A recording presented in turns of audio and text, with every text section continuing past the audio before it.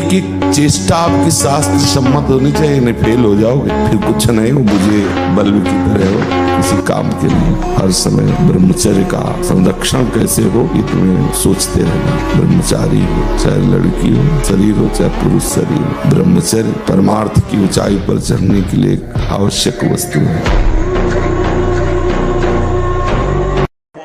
मान, प्रतिष्ठा, भोग, वासना, इनको खिलवाड़ थोड़ी समझा जाता है। खिलवाड़ नहीं, बड़ी बड़ी ऊंचाई से ऐसे धम्म से गिरा देती है माया। काम कितना बलवान है। जगत में जितने भी स्त्री पुरुष संज्ञा वाले हैं, जो भी चर अचर प्राणी हैं, सब अपनी अपनी मर्यादा भूलकर इस काम के अधीन होकर चेष्टा करने के लिए विवश हो जाते हैं। सिद्धांत है रात्रि में चकवा चकवी नहीं मिलती, लेकिन काम अगर अपने स्वरूप में आकर आक्रमण कर दे तो रात दिन का भेद मिटकर वो कामांध हो जाए। जब ये बाण संधान करता है, योगी तपस्वी ज्ञानी, इनके हृदय में भी योग अंतर ध्यान हो गया और भोग जागृत कर दिया ऐसा महाबलशाली काम। गंदी क्रिया, ठीक है। और धैर्य, थोड़ा उत्साहित होइए, निरुत्साहित पुरुष आगे नहीं बढ़ पाता।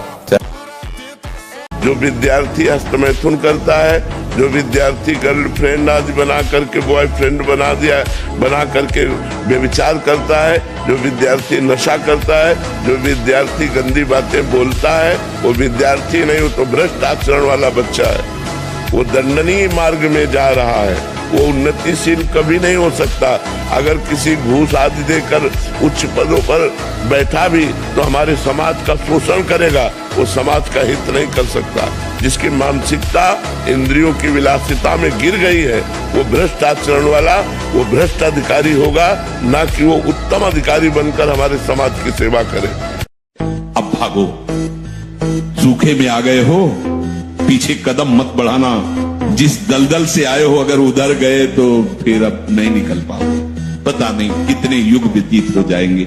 सावधान, कोई ऐसा आचरण बने नहीं कि हमारा ये मार्ग कोई और नहीं छुड़ाता, आप ही छोड़ दोगे। जहां आपका मन आज्ञा उल्लंघन किया तो इतना वो दोषी हो जाता है कि वो सामने आने में डरता है। जिसके निकालने में तुमको सुख की अनुभूति हो रही, उसको रोकने में कितनी सुख की अनुभूति होगी। उन्मत्त हो जाओगे। बहुत जल्दी आपके सारे के सारे करण भगवदाकार होने लगेंगे यदि आप ब्रह्मचर्य का पालन करेंगे। शरीर स्वस्थ, हल्का, मन प्रसन्न, नींद आदि पर विजय, कितने गुण ही गुण। और ब्रह्मचर्यहीन आलस्य, प्रमाद, भोगों का चिंतन, मन का डिप्रेशन में पहुंचना। ये विषय की शक्ति महान है। ये ज्ञानी भक्त और विद्वान सभी के हृदय में क्षोभ पैदा कर देती है। सावधान रहो, विषय का सानिध्य ही बर्दाश्त मत करो। विषयों का सानिध्य ही बर्दाश्त मत करो, कभी भी भ्रष्ट हो सकते हो। विषय चिंतन मत स्वीकार करो। जो इंद्रियारामी है, विषयी है, ऐसों का संग त्याग कर दो, अनासक्त रहो। मैं सिद्धांत की बात कहता हूं, तुम विषय से कभी हारना नहीं, हर वक्त विषय पर विजय पाने के लिए उत्साहित रहो। गिर भी जाओ तो भी खड़े होकर के वीर बनो, उसे जीतो। हठ करना पड़ेगा, मुझे अधर्म पूर्वक विषय अब नहीं भोगना। बड़ा जोर का हठ करना पड़ेगा, नहीं बार बार कसम खाने पर, नियम लेने पर, वचन देने पर फिर भी हम फिसल जाते हैं, क्योंकि वो सच्चा हठ नहीं आया।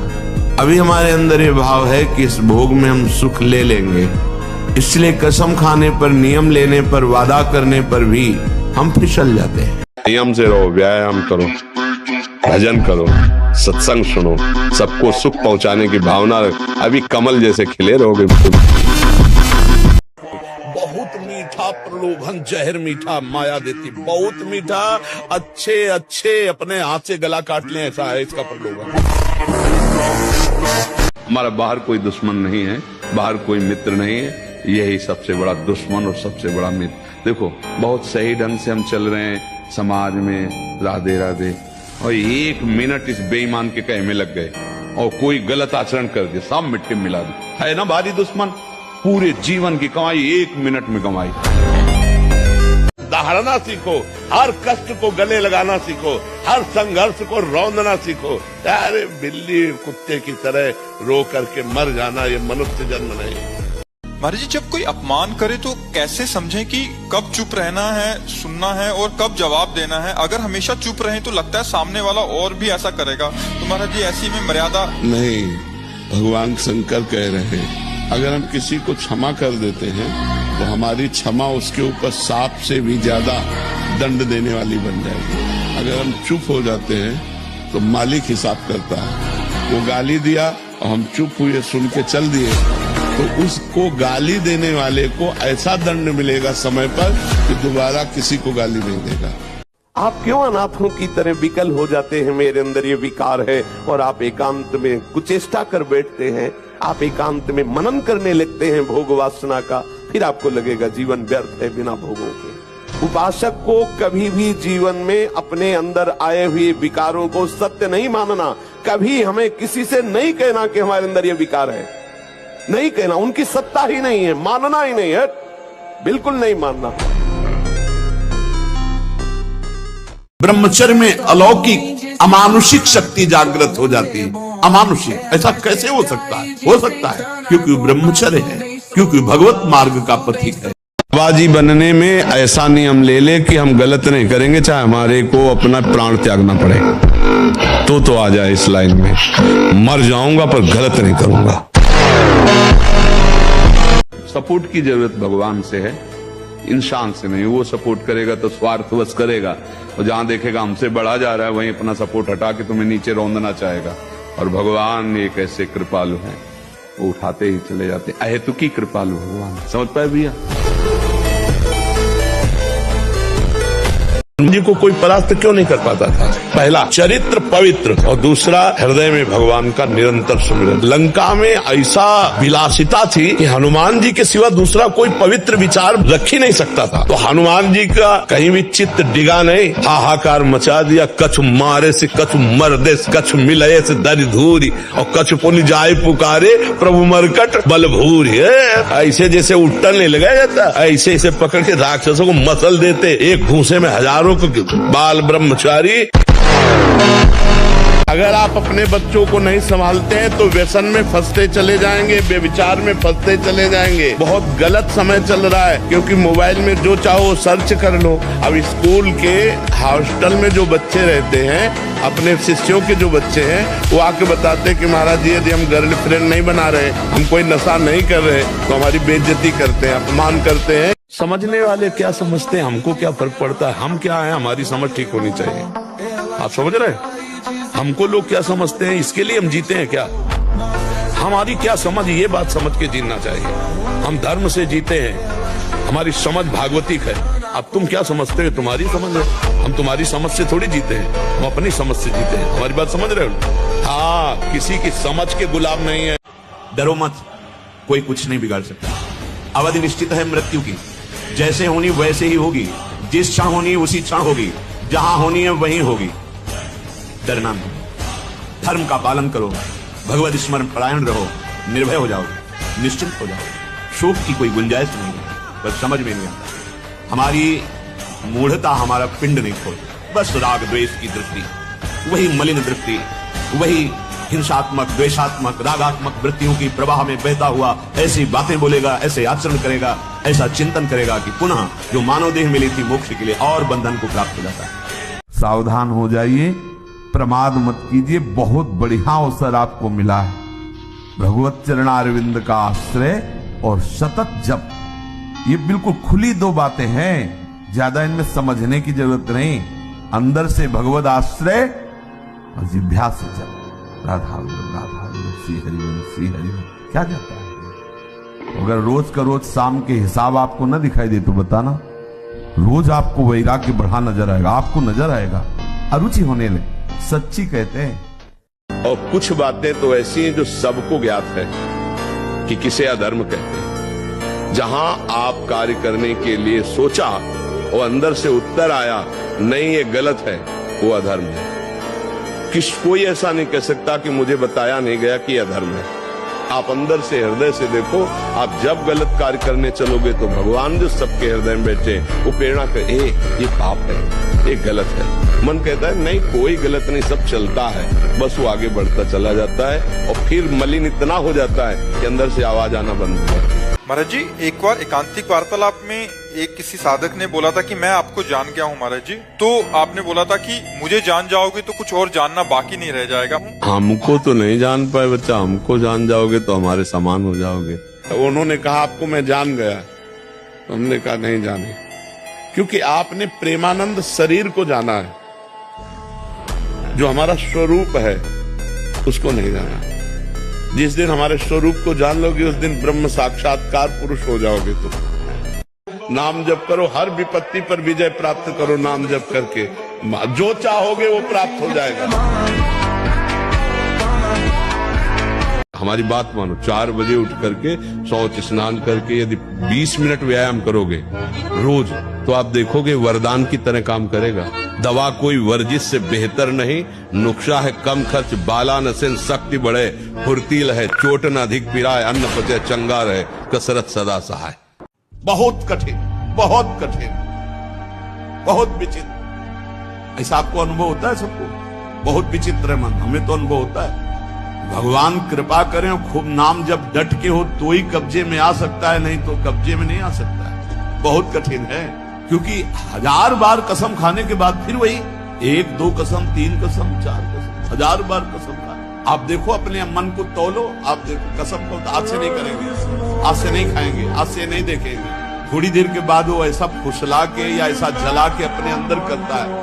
कब? जब आप भजन नहीं कर रहे होते। और अगर भजन चलता रहा तो माना कि वो वीर योद्धा है, लेकिन भजन से बढ़कर, भजन से बढ़कर। उन्होंने कहा मेरी बात सुनो, जितने दिव्य ऋषि देवता अंतरिक्ष के दैवी शक्तियां सब प्रकट होके सुनो। पिता के लिए मैं आजीवन ब्रह्मचारी रहूंगा, कभी किसी स्त्री को स्वीकार ही नहीं करूंगा, न राज सिंहासन में बैठूंगा, न कभी ब्याह करूंगा, न कभी ब्रह्मचर्य तोड़ूंगा। भीष्म प्रतिज्ञाएं से और जीना सीखो, संघर्ष से लड़ना सीखो, संघर्ष करो, जिंदगी से लड़ना सीखो, हारना। हर संघर्ष को रौंदना सीखो।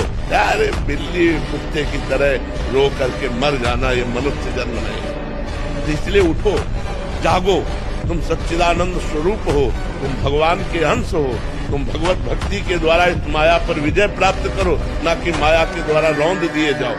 तमोगुण, रजोगुण का विकार, काम, क्रोध, लोभ, मोह, मत्सर, अभिमान, इन शत्रुओं को पराजित करने के लिए, आत्मानंद में स्वराज्य पर स्थित होने के लिए इंद्रियों का संयम, ब्रह्मचर्य अत्यंत आवश्यक है। ब्रह्मचर्य का विमल प्रताप प्रकट होता है, वीरवान बलवान होता है, विद्वान होता है, तपस्वी होता है। ब्रह्मचर्य में अलौकिक अमानुषिक शक्ति जागृत हो जाती है।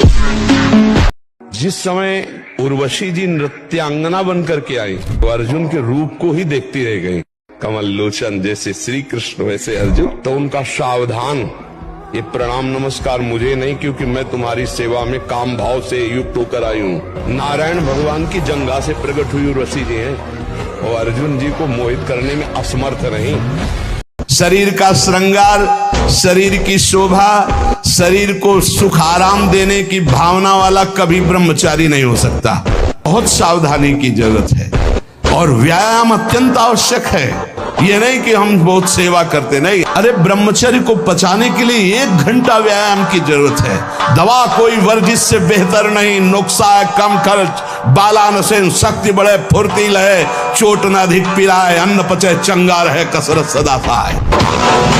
ये ब्रह्मचर्य धर्म है, ये ध्रुपद है, ये नित्य है, ये शाश्वत है। देवलोक सहित समस्त देवता उसे नित्य नमस्कार करते हैं जो ब्रह्मचारी होता है। अगर आप पान में भूंजा उनको काल भगवान। बतना संयम में बहुत बड़ी ताकत है। अगर कहीं कोई ऊपर उठा है वो संयमी और अभ्यासी होगा। अगर हम उसको संचय करें और अभ्यास में बढ़ावें तो कुछ भी कर सकते हैं, कितना भी प्रवीण बन सकते हैं आप। अच्छा सोचो, अभी 12 वर्ष का बच्चा है, अब उसने गंदे आचरण शुरू कर दिए, वीरनाश करना शुरू कर दिया। अब वो जब 22 वर्ष का होगा तो उसकी हालत खराब हो जाएगी। अच्छा 25 वर्ष तक ब्रह्मचर्य रहा, फिर वो गृहस्थी में गया तो कुछ उसका गृहस्थी नहीं बिगाड़ पाएगी, क्योंकि परिपक्व हो गया ना, उसका जो सप्तम धातु परिपक्व हो चुकी, तो उत्तम संतान होगी और वो धैर्यवान होगा, उसका माइंड जो है काम करेगा। और जब ब्रह्मचर्य, ऐसा कैसे हो सकता है? बल है ना, अध्यात्म बल, शारीरिक बल की बात नहीं कहते, ऐसा कैसे हो सकता है? यदि एक बार ऐसा हुआ तो 1000 बार मैं प्रयास करूंगा और इस पर विजय। वो मतलब एक जिद्दी स्वभाव, एक निष्ठा, उसी से आती है, उसी से। पहले खेती जोतते थे ना किसान, एक फार वाला होता था और पूरे खेत को उसी से जोतला है, बलवान होते। 2 लीटर मठा और 8 रोटी पाए, बैल की जैसी ताकत। अगर बैल को नाक पकड़ के रोक ले तो वो वही खड़ा हो जाए।